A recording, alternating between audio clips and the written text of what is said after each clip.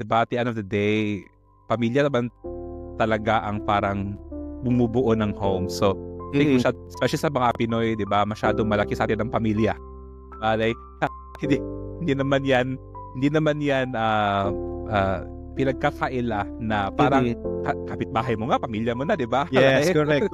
Tama nga yan. Aso ng kapitbahay mo, pamilya mo na din. So, I think